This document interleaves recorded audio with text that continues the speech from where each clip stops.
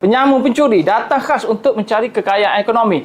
Kena faham macam tu British ni. Kerana setengah orang kata British tak datang jajah kita kerana raja-raja masih berkuasa. Raja berdaulat. Dia tak ganggu pun. Ini logik kita ni. Kerana kita melihat dari sudut yang dipengaruhi oleh elemen Eurocentrik dan Barat itu. Bahawa penjajahan mesti dalam bentuk yang bersifat kejam. Siapa kata penjajahan mesti kejam? Penjajahan bagi duit, penjajahan juga.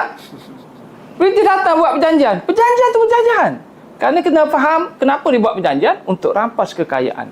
Ini benda yang sangat bagi saya sangat teras dalam memahami tentang konsep penjajahan ni. Nak faham tentang perjuangan kemerdekaan kena faham penjajahan.